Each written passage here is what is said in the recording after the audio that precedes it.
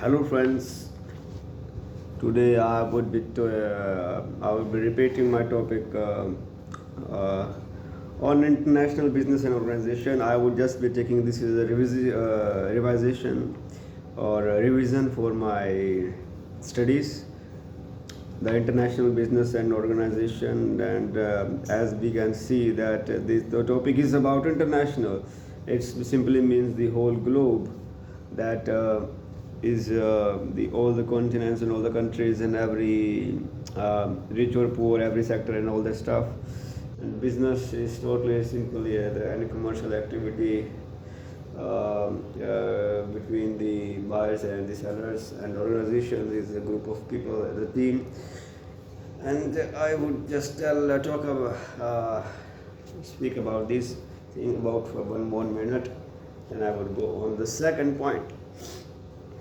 This has been the international business has changed from the according to me, there was a famous silk route, but the now routes there are a number of different routes. So that is like the YouTube is one of the famous the internet, like we can say a software route by which I can communicate with the different people and do my practice of this stuff and the international business. And I can get the views on the international business and learn about the major organizations in the world, and uh, the pathway that may lead to these successes of different organizations. And now the second point I would be talking about the management. I thought the management is just a smaller part in this in the life, but there is a management in every single decision in life, to the big decisions of the world, big decisions of the country, big decisions of the group of countries, big decisions which may lead to successes and failures of country, organization, or any business, any any restaurant. The policies are same. There is you have to protect your organization or business from the surrounding. You have to mix up in this big surrounding. You have to lead your team and do a proper management.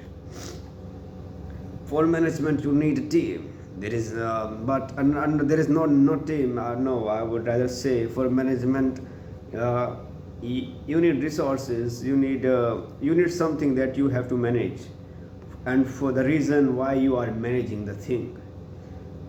According to me, these are very important things. Like whenever we start a business, we allocate resources, we generate resources, we generate the capital, we generate the all the things. Then this is also a sort of management to collectively forecast in the for the business or the organization, whatever organization you have, whatever the goal you have. You are organizing the you are managing the resources and all that stuff. Some might say that management is just on the small businesses, but after going through a lot of things and going through the internet, and management is a big part. One does not need to be a soldier to know that the management may lead to life or death. It's also uh, even in the kitchen, if there is not proper management, it may lead to healthy and unhealthy, and what do we say, a thousand of unhealthy days may lead to death too. It's a slow poison too. And a thousand days of healthy food may lead to the happiness and charismatic success in life. It's a slow, it's like a slow medicine that is given to the people. And therefore, if we manage properly, it may lead to riches, it may lead to happiness, and so, and vice versa. Therefore, management, I would rather say. And the next point I would discuss is uh, uh, communication.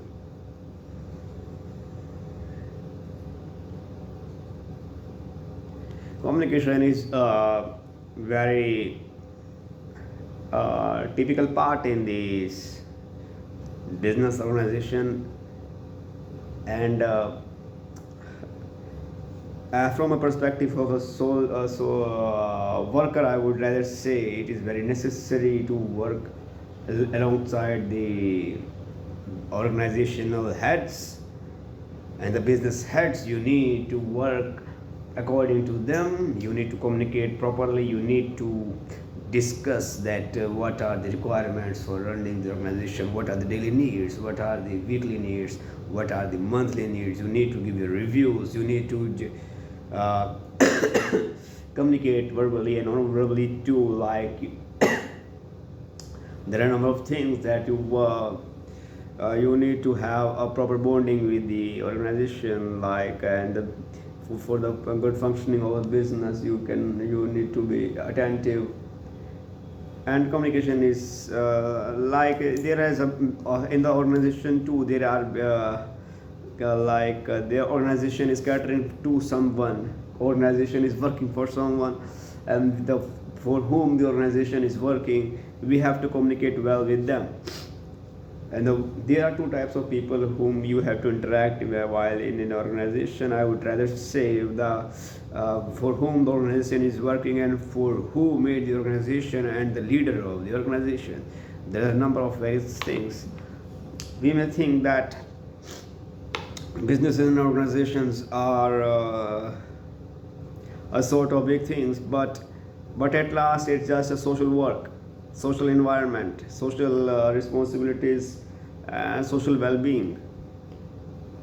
We want a proper, a good social structure. There is I do not think I do not have the that philosophy of like someone is working for someone. It's just like a social environment, social well-being, and therefore proper communication is very very necessary for the working of any organization. There may be differences in the scale of the organization is being run. uh, if I would say, like, there are number of the popular organization UNESCO. I'm just a student who is studying about the management in the college, and is viewing the world and listening to these leaders and all this stuff. But the UNESCO is also very good at communication. I would rather say it's best. It's a very good example of learning for a student, that how is communication a part of business and organization. If you want to learn, you can simply see how they communicate, and how many years they have been communicating with the world, and describing their views.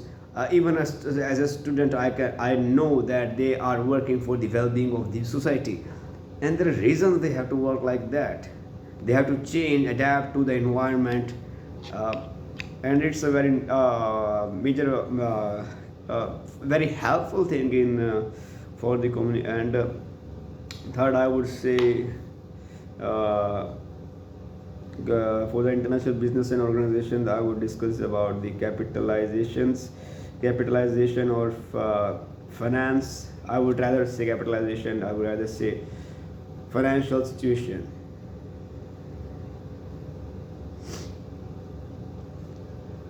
Financial situation, it is just like every business or an organization cannot be run by without any finance. Either, if we say, if it's a non-profit organization, then also there are number of things that the organization have to create funds. They cannot generate the income, but they have to generate funds, so that they at least can give the provide shelter, or provide the whatever thing they are providing. If they are running, the person cannot sustain without food. And if there are organization is involved, it means there will be manpower, and there will be some food required. Of course, there would be some money, and that would be going on. There would be some financial situation. In spite, there may be not some income, but there would be the costs. Costs never. A very nice point I just got here, that is that the cost arise from the whenever organization is made, the cost starts plummeting from that point. Whenever a business or organization is created and started, the cost starts incurring from that point on. We know that water is also pricey. A simple glass of water is also costs us. If we want to provide water to 10 people, it may not cost us so much, but if we want to provide water for 100 people, then there will be some costs. So we need to have a very good financial situation for any organization. If there is no we may just go back to our if we want to understand the international business and organization financial situation, then we can simply go back to our family. If there are no good financial situation of a family, then there are there won't be a good well-being in the family. uh, just like if I'm studying, if there is no good situation in my family, how would I study? How would I develop myself? How would I focus on my work? If my financial situation is not good, then how would I focus on my art I'm doing for the work I'm giving to the society? Therefore, the financial situation of everything is necessary. Ado. Packing